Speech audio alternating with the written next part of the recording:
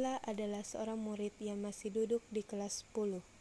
Ardila hanya tinggal bersama ayahnya. Ayah Ardila ingin saat penjurusan kelas 11, Ardila mengambil jurusan IPA. Ayahnya ingin Ardila masuk ke kelas IPA dan menjadi seorang bidan, sedangkan ia memiliki keinginan sendiri, yakni ingin masuk jurusan bahasa dan menjadi guru bahasa Indonesia. Ardila ingin mengatakan keinginannya tersebut, tetapi dia tidak tahu bagaimana caranya mengatakannya. Assalamualaikum. Waalaikumsalam. Silakan masuk, Ibu. Silakan duduk. Baik, Bu. Terima kasih, Bu. Ya, apa kabar hari ini?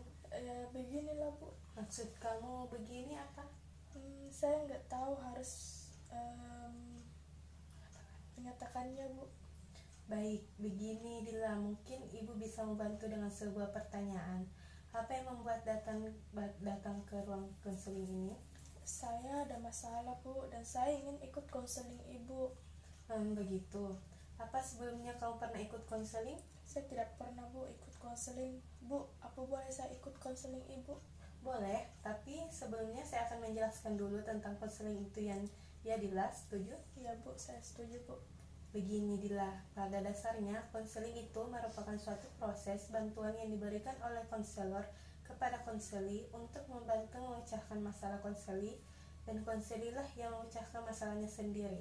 Iya, Bu. Dalam hal ini, konselor hanya membantu konseli menemukan alternatif untuk memecahkan masalahnya sendiri. Oh, jadi begitu ya, Bu? Ya, dan pertemuan kita dibatasi oleh waktu, dan waktu kita kurang lebih 45 menit. Jadi, kita manfaatkan waktu yang singkat ini dengan sebaik-baiknya. Iya, Bu. Jika pada pertemuan pertama masalah belum terselesaikan, maka kita bisa mengadakan pertemuan berikutnya. Nah, apa kamu sudah paham?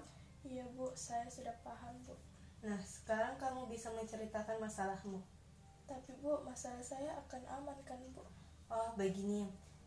Dalam konseling memiliki kode etik yang tidak boleh dilanggar oleh konselor.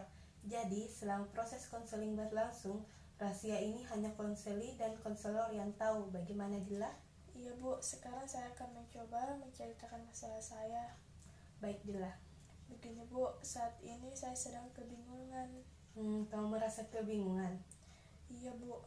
Coba ceritakan apa yang membuat kamu bingung. Saya bingung, Bu, nanti saat naik kelas 10 saya mengambil jurusan apa ya? Kamu bingung dengan penjurusan? Iya, Bu, saya merasa kemampuan akademik saya biasa saja. Mana bisa saya masuk jurusan yang saya inginkan. Kalau boleh saya tahu, kamu ingin masuk di jurusan apa? Saya ingin masuk di jurusan IPA, Bu. Pilihan yang bagus, Dila. Memang bagus. Saya bagus sih, Bu, tapi nilai saya standar. Terus saya tidak bisa pakai pelajaran fisika dan kimia, Bu. Yang saya ketahui dalam pemilihan jurusan kan ada 2 pilihan. Pilihan yang kedua Dila memilih apa? Kalau pilihan yang kedua saya memilih jurusan bahasa, Bu. Oke, kalau boleh Ibu tahu, apa alasan kamu memilih jurusan IPA? Alasan saya karena saya ingin membanggakan ayah saya, Bu. Kamu ingin masuk jurusan IPA karena ingin membanggakan ayah kamu? Iya, Bu, dari dulu ayah ingin saya masuk jurusan IPA karena ayah ingin nanti saya kuliah di kesehatan dan menjadi seorang bidan. Oke, kalau alasan kamu ingin mengambil jurusan bahasa apa? Saya sangat suka dengan pelajaran bahasa, baik bahasa Indonesia, bahasa Inggris, bahasa Arab, dan lain-lain. Lanjutkan, Dila. Saya punya angan-angan, Bu, saya ingin menjadi seorang guru bahasa Indonesia. Apa yang membuat tertarik menjadi seorang guru bahasa Indonesia? Karena saya dari kecil suka pelajaran bahasa Indonesia dan nilai bahasa Indonesia saya selalu baik.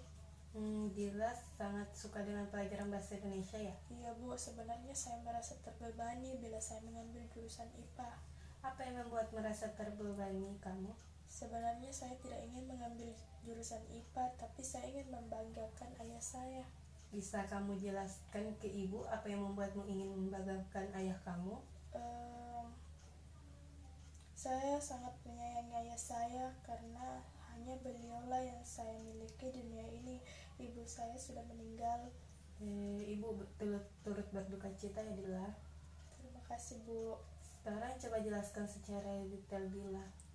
Ayah ingin saya masuk di jurusan IPA, padahal saya tidak ingin masuk di jurusan IPA tersebut, dan saya tahu kalau kemampuan saya pas-pasan. Jadi mana mungkin saya bisa masuk di jurusan itu, Bu? Apa yang membuatmu merasa kalau kamu tidak akan masuk di jurusan IPA? Karena saya tidak bisa pelajari pelajaran di IPA, saya kan punya pilihan sendiri. Kalau boleh tahu, apa pilihan kamu Dila? Saya ingin masuk di jurusan bahasa, Bu. Saya ingin menjadi guru bahasa Indonesia, tapi sepertinya ayah tidak setuju. Bisa kamu jelaskan kepada ibu apa yang membuatmu berpikir kalau ayah kamu tidak setuju? Ayah hanya ingin kalau saya menjadi seorang bidan. Begini Dila, tadi kamu berkata kalau ayah kamu tidak akan setuju bila kamu bisa di jurusan bahasa. Memangnya kamu tahu dari mana? Ya kan, saya hanya menebaknya dan itu prediksi saya. Lalu, apa kamu sudah pernah mencoba untuk mengatakan kalau kamu ingin masuk jurusan bahasa? Tidak pernah, Bu. Saya bingung bagaimana mengatakannya. Saya tidak tahu harus bagaimana dan cara saya mengatakannya. Jadi, Bila belum pernah mengatakan ke ayah kamu kalau kamu ingin masuk ke jurusan bahasa? Tidak pernah, Bu. Saya tidak tahu cara mengatakannya, Bu. Baik, saya coba simpulkan dulu masalahmu ya. Iya, Bu. Ayah kamu ingin kamu masuk ke jurusan IPA dan ingin kamu menjadi bidan, sedangkan kamu punya pilihan sendiri, yaitu ingin masuk jurusan bahasa dan menjadi guru bahasa Indonesia. Tapi, kamu tidak tahu bagaimana caranya untuk mengatakannya ke ayah kamu. Iya, Bu. Baiklah, masalah Dila sebenarnya adalah kamu tidak tahu bagaimana caranya untuk mengatakan yang kamu inginkan ke ayah kamu. Iya, Bu. Nah, dalam konseling ada suatu strategi yang dapat dipergunakan untuk membantu mengatasi masalah yang kamu hadapi. Apa itu, Bu? Strategi ini namanya strategi assertive training. Apalagi itu, Bu? Begini Dila, di dalam konseling terdapat beberapa teori-teori konseling. Salah satunya adalah teori behavioral.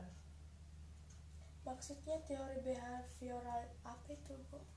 Teori behavioral itu merupakan teori yang pendekatannya menitik beratkan pada perubahan tingkah laku. Jadi, setelah melakukan salah satu teknik yang ada di dalam teori behavioral, diharapkan ada perubahan tingkah laku pada diri konseli, yaitu kamu sendiri. Tadi Ibu mengatakan strategi asertif dan teori behavioral. Ada apa hubungannya, Bu? Jadilah, strategi asertif dan training merupakan strategi yang ada di dalam teori behavioral. Dan strategi asertif dapat membantu kamu dalam mengatasi masalah yang kamu hadapi. Apa itu strategi asertif training, Bu? Begini, strategi asertif training merupakan strategi untuk mengungkapkan perasaan, keinginan maupun rasa ketidaksetujuan ketika berinteraksi dengan orang lain. Ya, Bu.